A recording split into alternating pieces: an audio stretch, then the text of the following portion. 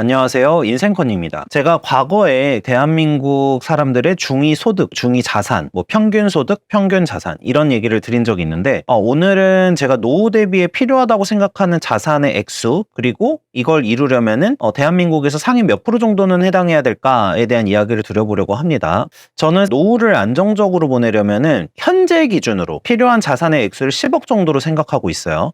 이 부분은 인플레이션이 발생을 하면은 당연히 제 나이대가 60대 은퇴 나이대가 되면은 당연히 금액이 올라갈 겁니다. 이 부분을 일단 말씀을 드려볼게요. 이거는 물론 사람마다 다를 수 있습니다. 근데 제가 생각하는 노후자금 준비액수로 10억을 생각한 거는 어떤 식으로 계산을 한 거냐 이렇게 계산했어요. 저는 일단 한 달 생활비를 정확하게 계산을 해보는 편입니다. 정말 이거는 최소한의 생활비랑 주거비용, 의료비용 이런 걸 고민하는 건데요. 60세 은퇴를 시점으로 계산을 해서 평균 수명까지 산다고 가정 하는 겁니다. 지금 평균 수명이 대략 80대 초중반 정도 되는데 우리 때가 되면 늘어날 수도 있고 줄어날 수도 있어요. 그렇지만 안정적으로 생각했을 때 한 90세 정도까지 산다고 가정을 하고 얘기를 해보는 겁니다. 물론 건강이 허락하는 한 나이가 들어도 계속 일을 할 수 있겠지만 언제든 일을 못할 수도 있다는 생각을 우리는 해야 되기 때문에 보수적으로 60대 은퇴해서 30년 동안 소득 없이 살아야 된다라고 계산을 해볼게요. 그리고 한 달에 소비하는 비용은 제가 아주 보수적으로 300만 원으로 잡겠습니다. 이거 가구당 300만 원인데 이거는 주거 비용하고 의료 비용까지 포함되었다고 가정하고서 설정을 해본 건데 현재 기준으로 봤을 때도 진짜 아끼면서 살 때 가능한 비용이에요. 이거는 노부부의 경우에 이제 해당을 하는 거고 그러면은 300을 기준으로 1년에 3,600만 원이 됩니다. 그러면 역산해서 반대로 3,600만 원이 현재 시점으로 이자로 나오려면 얼마의 자산이 있어야 될까 생각을 해보는데요. 오늘 예금이율을 확인해 봤더니 은행에 따라 다르지만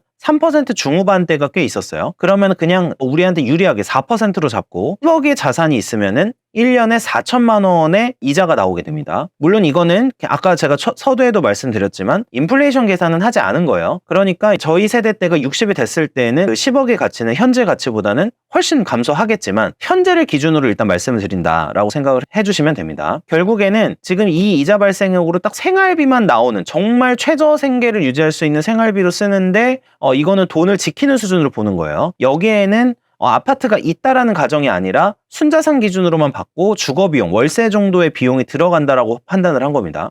이게 지금으로 치면 10억이라고 생각이 드는데 제가 은퇴할 때쯤 되면 아마 20억에서 30억 정도는 있어야 될 거라고 생각을 해요. 이게 자본주의의 현실이니까요. 보도 셰퍼의 돈이라는 책을 제가 다른 영상에서 추천을 해드린 적이 있는데 이 책에서도 경제적 에어백이라는 개념을 말합니다. 그래서 경제적 안정을 위해서 필요한 자금으로 제시를 하는 게 한 달 생활비에 150을 곱해보는 거예요. 그래서 한번 이거 시청자분들도 한번 해보셨으면 좋겠는데 잠깐 멈추고 여기서 주의할 거는요. 그 책에서는 이 150을 곱하게 되는 이유가 연 8%의 순이자로 계산을 했다는 점이에요. 그래서 제가 연 4% 이자 정도임을 감안을 하면은 300을 곱해야 되는 겁니다. 근데 300이 한 25년 정도 되긴 하지만 보수적으로 30년으로 잡아본 거예요. 그래서 제가 10억가량을 생각을 해보게 됐습니다. 그러면 도대체 한국에서 10억가량의 순자산을 가지고 있는 사람은 몇 퍼센트나 될까? 우리나라 사람들은 도대체 돈이 얼마나 많길래 해외여행도 자주 다니고 명품 소비 등도 지속적으로 하는 걸까? 생각을 해봤어요. 10억가량의 순자산이 한국에서 딱 상위 10%입니다. 정확하게는 최근 조사에서 10.3%인데 결국에 제가 계산한 방식으로 300씩만 쓴다고 가정을 해도 30년 정도의 노후 생활을 안전한 현금 흐름 속에서 할 수 있는 사람은 상위 10%라는 거예요. 이거는 어느 조사에서 나온 거냐면 2023년 가계금융복지조사에서 나온 건데 통계청이 발표를 했었고요. 작년 12월 7일에 발표했는데 말씀드리면 전체 가구의 57.4%가 3억 원 미만의 순자산을 보유하고 있습니다. 그리고 10억 원 이상인 가구가 10.3%로 조사가 됐어요. 여기에다가 조사에는 어떤 게 있었냐면 자산에 대한 주요 운용 방법에 대한 얘기가 나오는데 여기서 전체의 50.4%가 저축과 금융자산 투자로 운용을 하고 있다고 답을 했어요. 그 다음이 부동산으로 24%가량 됐고요. 그러니까 제가 저축을 기준으로 해서 말씀을 드린 거예요. 그러면 이쯤 되면 이런 말씀 하신 분들 분명 있을 거예요. 아니 이자가 아니라 내가 죽을 때 마이너스만 안 되면 되는 거 아니냐.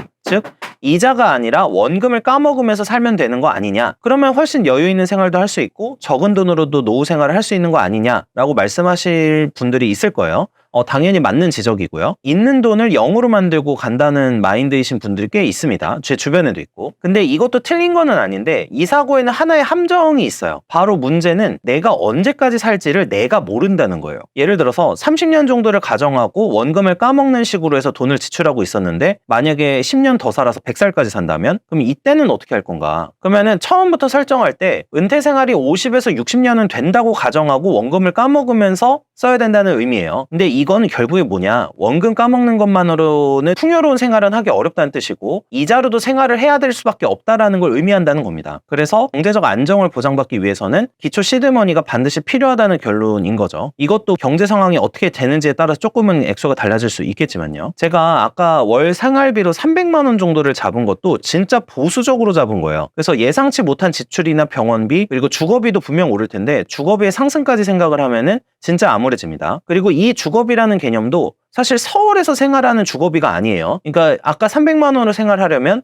주거비도 저렴한 지역으로 살아야 되고 현재 저출산이나 이런 여러 가지를 생각해 봤을 때 그런 지역의 경우에는 그 지역 자체가 소멸하거나 인프라가 안 갖춰져 있을 가능성이 높습니다. 특히 병원 같은 거. 그래서 결국에는 그런 인프라가 갖춰져 있는 지역에서 살려면 사실 300으로는 원래는 택도 없어요. 근데 어쨌든 보수적으로 진짜 아껴서 산다는 가정하에 300으로 잡았는데도 안전하게 노후 생활을 30년, 40년 운용을 하려면 이런 자산이 필요하다라고 생각하는 게 제 생각이에요. 저는 사실 이 영상을 시청하고 계시거나 제 구독자분들의 경우에는 미래를 준비하시는 분들이 많으실 거라고 생각을 하고 부를 축적하는 데 관심이 많으신 분들이라고 생각을 해요. 최근에는 물론 부동산에 대해서 폭락론도 있고 당연히 부동산이 폭락할 수도 있겠죠. 미래는 제가 예측할 수가 없지만 그래서 미국 주식에 투자를 하신다거나 여러 가지 금융자산에 투자하고 계신 분들이 많죠. 그러니까 그런 것까지 생각을 해봤을 때에도 어쨌든 순자산이 이 정도 금액은 돼야 안정적인 노후를 준비할 수 있다라는 생각을 사실은 하고 있고요. 저는 그런 생각을 하고 있어요. 상위 1%라는 거는 노력만으로 안 되고 운이나 여러 가지가 작용을 하지만 제가 생각하는 기준으로는 상위 10%까지는 진짜 노력으로 어느 정도 도달할 수 있다라고 봐요. 정확하게 10%까지는 안 되더라도 근접하게는 갈 수 있다고 생각하는데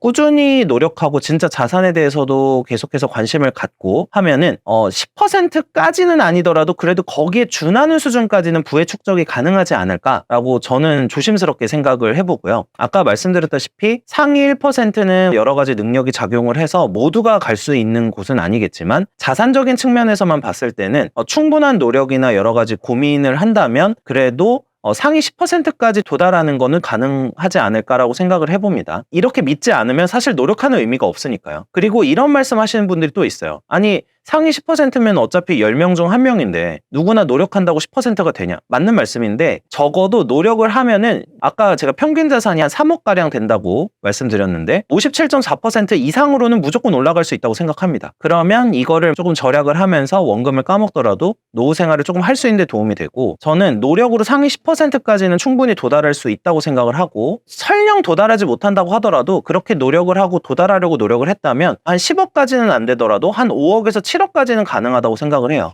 그러면 이 부분으로 자신의 라이프 스타일에 맞게 소비를 적게 하는 방향으로 조절하면서라도 노후를 어느 정도 준비하고 대비할 수 있지 않을까 생각을 하고요. 참 슬픈 이야기지만 이렇게 순자산을 쌓는 게 정말 쉽지 않은 일인 걸 알고 10%에 가는 게 당연히 모든 사람이 가기는 어렵겠죠. 그렇지만 전반적으로 이 노후 준비나 이런 부분에 대해서 우리나라가 너무 정확하게 생활비나 내가 향후에 얼마 정도 가져야 될지를 계산하지 않으면서 살고 계신 분들도 꽤 많다고 생각을 해요. 그래서 이 영상을 혹시 보시는 분들 중에 이 영상을 통해서 조금이라도 더 어떤 저축이나 노후 대비라든지 경제적인 자산 준비를 추구하시는 분들이 생긴다면은 이 영상은 충분한 효과를 받고 굉장히 큰 의미가 있을 거라고 생각을 하고 있습니다. 시청해주셔서 감사합니다.